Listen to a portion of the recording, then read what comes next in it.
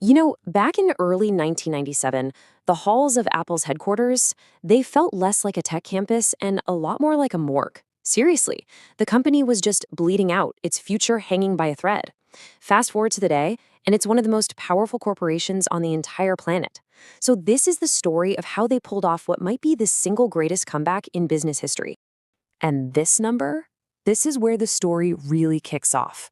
In 1997, this is all the time Apple had left.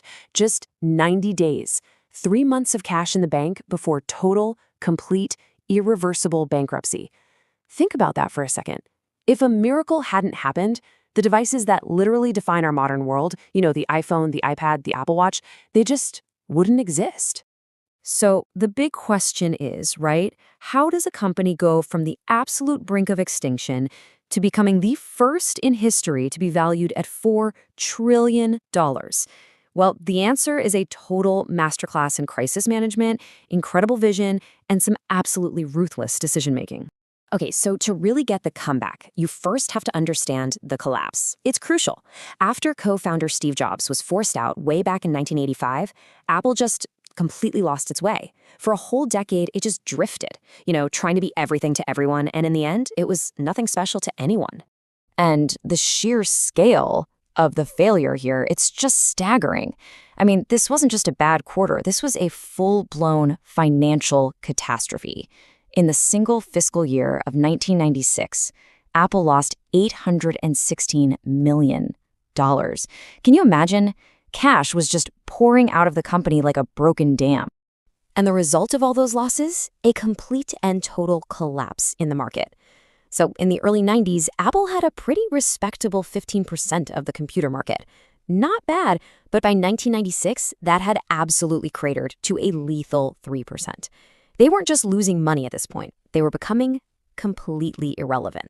So, with the company basically on life support, the board made its most desperate move yet. They brought Steve Jobs back, and he returned to a situation that was, believe it or not, even worse than the headline suggested.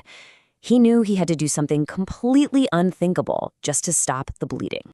I mean, just picture it. Jobs walks back into the company he co-founded, and he's handed a ticking time bomb. With only 90 days of cash, there's no time for a 5-year plan, no long-term strategy sessions. Survival demanded immediate, radical action. And his very first move, it was going to shock the entire tech world. So what did he do? He called his arch nemesis, Bill Gates. Yeah, that Bill Gates. In a move that just stunned everyone, Jobs secured a $150 million investment from Microsoft. And look, this wasn't just about the money. It was a public vote of confidence from their biggest rival. It was the oxygen that Apple desperately needed to survive those final 90 days. With the immediate threat of bankruptcy gone, Jobs turned his attention inward. And what he found was a company just bloated with dozens of confusing products, everything from printers to cameras. His strategy was brutal, but it was simple. It was a masterclass in focus during a crisis. He slashed 70% of Apple's product line, forcing the entire company to rally around just a few core projects. All right, so with the company stabilized and focused, Jobs began the resurrection. And this wasn't about saving the old Apple. No, this was about building something entirely new. A company that wouldn't just sell computers, but would go on to change our entire way of life. And this was the huge pivot, the key shift in strategy. Apple started using its design expertise not for niche computers anymore, but to reinvent entire product categories for the mass market. This was the moment Apple stopped being just another tech company and started becoming a genuine cultural force. The very first proof that this new strategy was working, it came in 2001 with the iPod. And man, it didn't just change music, it changed Apple forever. Get this number, 415 million. That's how many iPods were eventually sold. Just an unbelievable success that put this halo effect over the entire brand. And then, in 2007, came the big one. The iPhone. It wasn't just another new product, it was like a big bang for the entire industry. And what's crazy is that even today, nearly 2 decades later, the iPhone still accounts for more than half of Apple's total revenue. It is by far the most profitable product ever created. So you see the pattern, right? From the iPod to the iPhone, each launch in this Jobs 2.0 era just built on the last one.